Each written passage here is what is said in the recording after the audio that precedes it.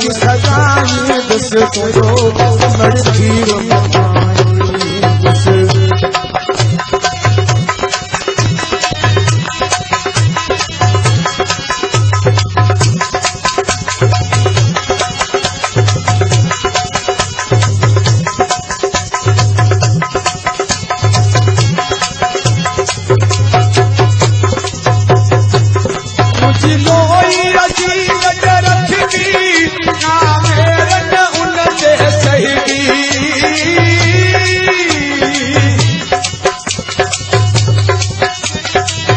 सिंध जे भलोड़ मलह पहलवान गणेशो बिल दिल जी बीमारी सबब बिस्तरे ते पियल। सकाफ़त खाते पारां का बि सार न लधी वई। सरकारी वज़ीफ़ो ॾियारियो वञे, बीमार पहलवान गणेशो बिल चयो। रिपोर्ट सैयद अब्दुल रहमान शाह जे मुताबिक़ पंहिंजी जवानी जा जोगन भरिया ॾींहं सिंध जे सकाफ़ती रांदि मलह खे अर्पींदड़ मुल्क जे मुख़्तलिफ़ शहरनि में मलह मुक़ाबला खटे केतिराई एवार्ड हासिल कंदड़ सिंध जे पहिरें जोड़ जे भलोड़ मलह पहलवान गणेशो बिल दिल जी बीमारी सबब बिस्तरे ते पियल। डॉक्टरनि तरफ़ां गणेशो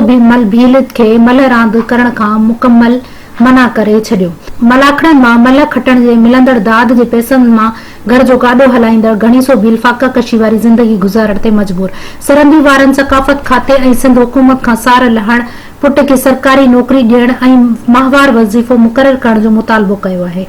अस्सलामु अलैकुम, मां डिस्ट्रिक्ट रिपोर्टर सबको न्यूज़ चैनल सैयद अब्दुल रहमान शाह। अॼु असां जेको सो टीम साण पहुता आहियूं सिंध जो मशहूरु भलोड़ पहलवान गुणेशे मल जे घर, ऐं हू तमामु जेको सो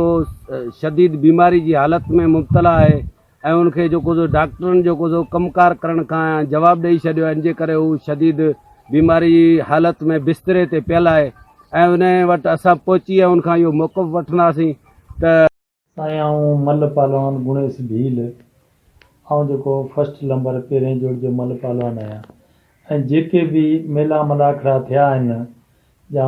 कलंदर शहबाज़ आहे, या लतीफ़ सरकार आहे, या सिंध गेम आहे, ऐं जेके बि सरकारी प्रोग्राम थियनि था उन सभिनी मंझि ऐं जेको आहे सो जिन माण्हुनि मूंखे ॾिठो आहे त पूरी सिंध जेको आहे सो मनताब ॾिनी आहे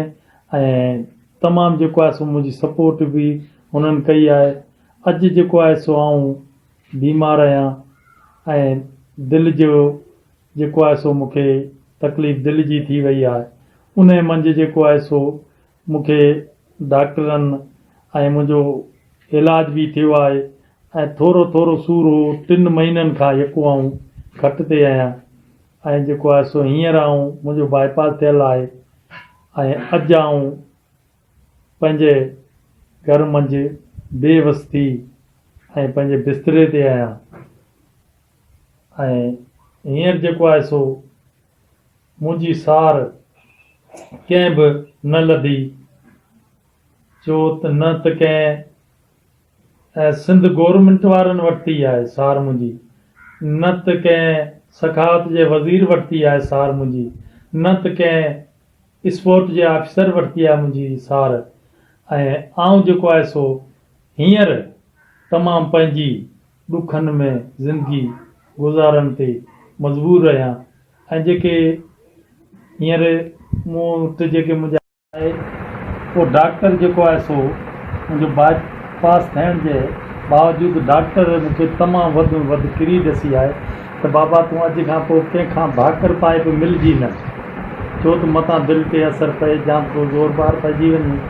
ऐं को अहिड़े क़िस्म जो धंधो आहे का वज़न वारी शइ न खणिजी ऐं हर धंधे खां हर शइ खां मूंखे पले छॾियो आहे। आऊं मल पहलवान आहियां, जांठे ते मुंहिंजो गुज़र हो, जिते मल विढ़ंदो हुउसि उते दुनिया जेको आहे सो मूंखे ॾिसंदी ऐं उहो मुंहिंजो दाद कंदी, मूंखे इनाम ॾींदी, उन में मुंहिंजो गुज़र हलंदो हो। अॼु आऊं बेरोज़गार थी ऐं पंहिंजे घर मंझि वेठल आहियां, खट ते आहियां, बीमार आहियां ऐं तमामु जेको मुंहिंजा मासूम नंढा नंढा ॿचिड़ा आहिनि उहो बि जेको आहे सो तमामु मजबूर थी ऐं जेको आहे सो वक़्तु गुज़ारूं पिया तमामु ईअं जेको आहे सो ऐं का बि हिकिड़ो शइ जी फैसिलिटी न मिली सघी आहे ऐं न असांजी कंहिं सार लधी आहे। महिरबानी मीडिया वारनि जी आहे जेको असां वटि अचनि था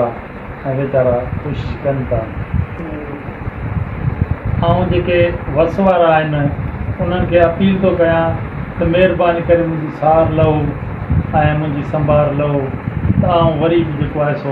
उमेदनि ते दुनिया क़ाइमु आहे ऐं ठीकु थियां ऐं जेको आहे सो महिरबानी।